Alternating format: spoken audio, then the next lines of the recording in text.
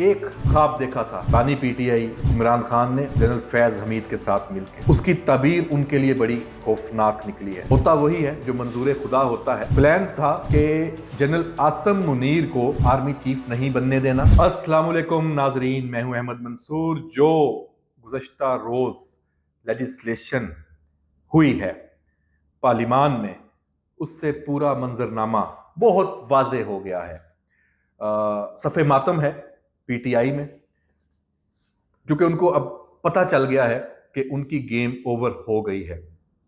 जो लड़ाई थी सुप्रीम कोर्ट को खड़ा करना था हुकूमत के सामने, और जो सहूलतकारी चल रही थी अदलिया से, ये सारे जो प्रोग्राम बढ़ चुके हैं, इनका दी एंड हो चुका है इस लेजिस्लेशन से। जो 26वीं आईनी तरमीम की रूह थी, वो इस कानून साजी के जरिए उस पर अमल दरामद मुकम्मल हो चुका है। इसके साथ साथ एक ख्वाब देखा था बानी चेयरमैन, बानी पीटीआई इमरान खान ने जनरल फैज हमीद के साथ मिलकर। उसकी ताबीर उनके लिए बड़ी खौफनाक निकली है। होता वही है जो मंजूर खुदा होता है। प्लान था कि जनरल आसम मुनीर को आर्मी चीफ नहीं बनने देना।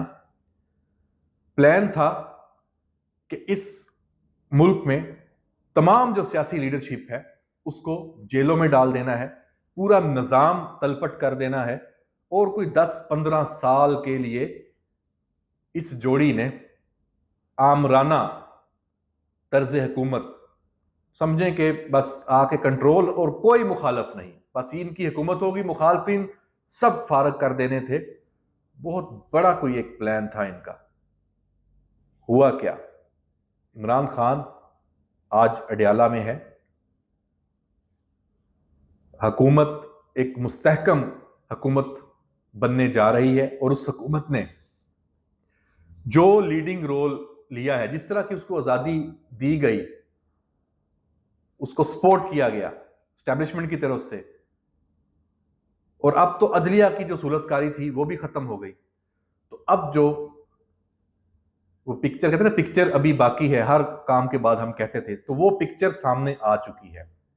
पिक्चर ये है कि सुप्रीम कोर्ट में तब्दीली अब सही मानों में आ चुकी है। जो चीफ जस्टिस याहिया अफरीदी, अब वो बाइख्तियार चीफ जस्टिस हो जाएंगे, क्योंकि जो उनके नीचे कमेटी है जिसको वो हेड करेंगे, जिन्होंने फैसले करने हैं बेंचेस के, केसेस के, उस 3 रुकनी कमेटी में वो एक तरह से अकलियत में चले गए थे।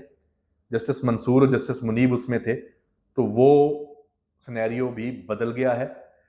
उसमें अब चीफ जस्टिस जस्टिस मंसूर और उनके साथ डेफिनेटली चीफ जस्टिस की मर्जी के जो जज हैं सीनियर मोस्ट, जो आईनी बेंच से उनको लिया जाएगा, वो आएंगे। और अब सुप्रीम कोर्ट में जजेस की तादाद भी बढ़ गई, तो एक जो बैलेंस हमें नजर आ रहा था कि चीफ जस्टिस कमजोर हैं, और जो पिछले काजी फायजीसा के साथ भी यही होता आया, और दूसरा ग्रुप हावी है जहां से बहुत सारी सपोर्ट भी मिलती रही। तो अब पूरी सुप्रीम कोर्ट को दोबारा बैठने का अब मौका मिलेगा, और जो दाएं बाएं देखते थे, करते थे, वो अब कहेंगे कि अब चूंकि मामला हमारे कंट्रोल में नहीं रहे, तो हो सकता है कि वो भी साथ मिल जाएं और मिलके निज़ाम इंसाफ की बेहतरी के लिए आपको चीजें नजर आए। जो आईनी केसेस हैं वो आईनी बेंचेस के पास जाएंगे, और सुप्रीम कोर्ट के जजेस की तादाद बढ़ने से निज़ाम इंसाफ में इनकलाबी तब्दीली अब आनी चाहिए। कोई जवाज नहीं बनता कि अब कहा जाए कि ये इश्यूज हैं। इसी तरह हाई कोर्ट में 6 जजेस के खत वाला मामला भी आपको पता है। अब वहां जजेस की तादाद बढ़ने से वो भी बैलेंस जेन्युइन तरीके से सेटल हो जाएगा। तो क्या होगा? हाई कोर्ट भी क्लियर, सुप्रीम कोर्ट भी अपना असल काम करेंगे। अब वो सियासत नहीं करेंगे, सहूलतकारी नहीं करेंगे। ये बहुत बड़ी तब्दीली है। और इसी तरह army chief general Asim Munir, जो सर्विसेज चीफ की मुद्दत मुलाजमत 5 साल हुई है, बड़ी है, तो वो वैसे तो नेवी के चीफ और एयर चीफ का भी सेम स्टेटस है, उनके भी 5-5 साल हो गए और आइंदा भी यही होगा।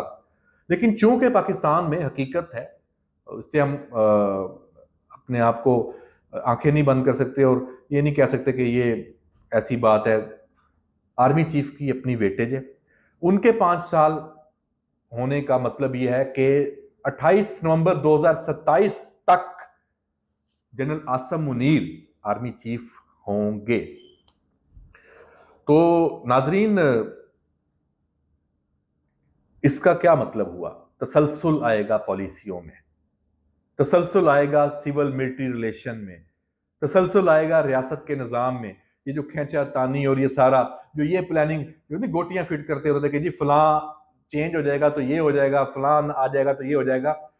पीटीआई यही करती आई थी, इमरान खान और इनके भी सारे जो, इनको भी यही नजर आ रहा था कि हम ये जो अभी तक चला रहे हैं इसको हम 1 साल और खींच लें, अमेरिका में ट्रंप होगा तो नया आर्मी चीफ जो आएगा तो पता नहीं हमारे लिए क्या उसमें से गुंजाइश निकलेगी और हम फिर दोबारा अपनी जो सियासत या साजिश उसमें सामने उसको ले आएंगे। तो जनाब ये प्रोग्राम तो गया। इस स्टेबिलिटी का पाकिस्तान पे बहुत मस्बत असर पड़ेगा।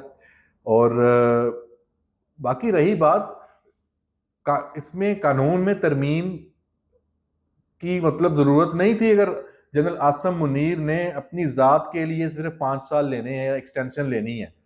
वो इख्तियार ऑलरेडी इमरान खान साहब अपने दौर में कानून पास कर गए थे, उसी के तहत जनरल कमर जवेर बाजवा को 3 साल पूरे और दे दिए थे। तो अभी के वजीर आजम के पास भी वो इख्तियार मौजूद है, कोई इशू नहीं था। लेकिन उन्होंने ये हुकूमत ने दानिशमंदी से पूरे स्ट्रक्चर को चेंज किया है।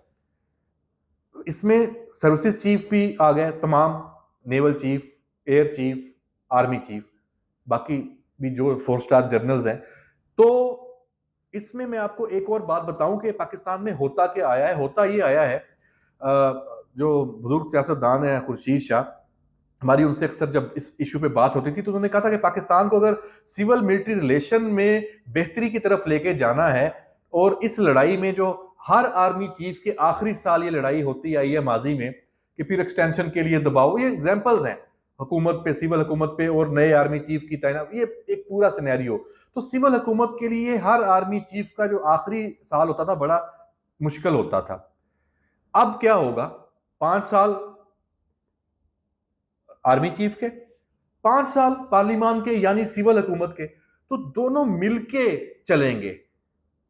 तो अब इसको सिर्फ हम आहंग भी करना है कि आपको अब ये करना पड़ेगा कि आर्मी चीफ और जो सिविल हुकूमत आती है वो इकट्ठे उनका टेन्योर शुरू हो।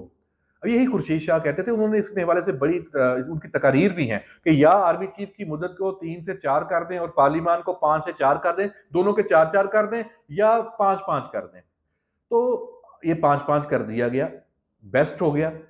अब हुकूमत के भी 5 साल, आर्मी चीफ के भी 5 साल। अब पॉलिसीज का तसलसल आएगा। अब इसमें खींचातानी नहीं होगी कि अच्छा मेरे तो खत्म और फिर नया आर्मी चीफ आया, हुकूमत अभी वही चल रही है, पॉलिसियां हुकूमत की चल रही है, आर्मी चीफ नया आ गया और स्टैब्लिशमेंट और सिविल मिलिट्री रिलेशंस में, क्योंकि देखिए पाकिस्तान जैसे मुल्क में, इवन दुनिया में किसी भी मुल्क में यही है। अच्छा, और ये पाकिस्तान में 3 साल है, बाकी दुनिया के जो मुमालिक हैं उनमें मैं आपको अगर बताऊं तो ये कोई अनहोनी नहीं है, ये बिल्कुल भी अनहोनी नहीं है।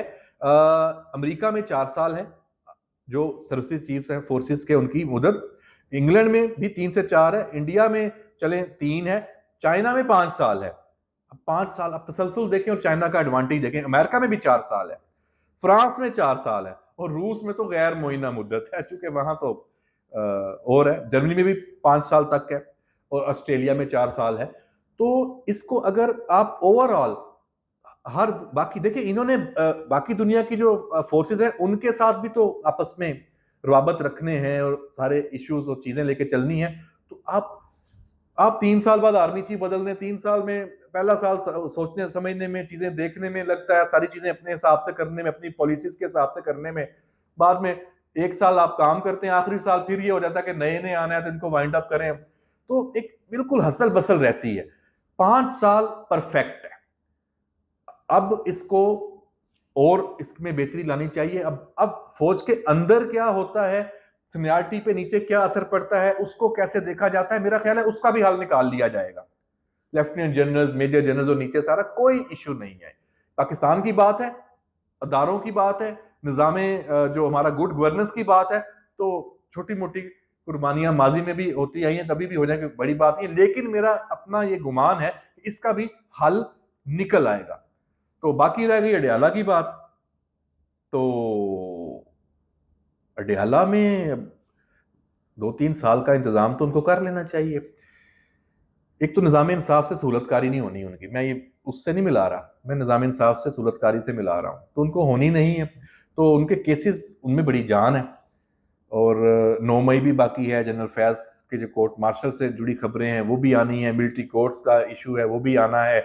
अभी जो मौलाना फजलुर रहमान ने बात की, और वो जो 90 दिन कस्टडी में लेने वाला, दहशतगर्दी से निपटने के लिए खास तौर पर, क्योंकि उसके लिए आप तहवील में लिया जा सकेगा, उसको एक्सटेंड भी किया जा सकेगा, ये सारी चीज़ें। तो पाकिस्तान में बहुत कुछ इस हवाले से बदल रहा है, तेज़ी से चीज़ें आगे जा रही हैं। मैंने गुज़श्ता जो पिछला वीलॉग है उसमें तो पार्लियामान का जो माहौल है उसके बारे में बात की थी, अब उसके इम्पैक्ट पे बात की है। इम्पैक्ट यही है कि अब मुस्लिम लीग नून, पीपल्स पार्टी, उनकी इत्तेहादी जमातें, उनकी असल हुकूमत अब शुरू होने लगी है। जो मैच का पहला फेज था ये जीत चुके हैं, इन्होंने डिलीवर किया है, और वो कानून साजी ये कर ली है, इन्होंने करने में कामयाब हुए हैं जो नागुज़ीर थी, और जो जिसने इन साबित किया कि इनकी डायरेक्शन ठीक है। और मुखालफीन जो मर्जी कहें, अब इनकी पूरी तवज्जो पाकिस्तान के तमाम मसाइल पे अब होगी, सिविल मिलिट्री रिलेशन, और अब साथ जुडिशरी भी।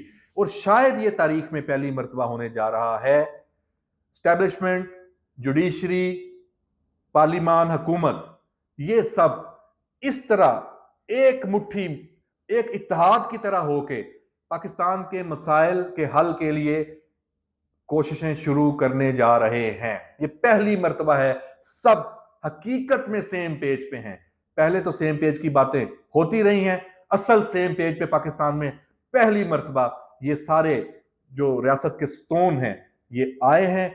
और अब आपकी इकोनॉमी से भी आपको अच्छी खबरें मिलेंगी, पाकिस्तान में इन्वेस्टमेंट है वो भी आएगी। तो जो सबसे बड़ा चैलेंज है अफगानिस्तान, बदअमनी, दहशतगर्दी, खारिज से जंग, और जो अंदरूनी तौर पे जो इंतशार है, और जो एक फसादी सियासत है उसका कला कमा, और एक जो सोशल मीडिया उसको जो काबू करना है, ये भी सबसे अहम है। ये भी अब होगा। इजाजत दीजिए, अल्लाह हाफिज।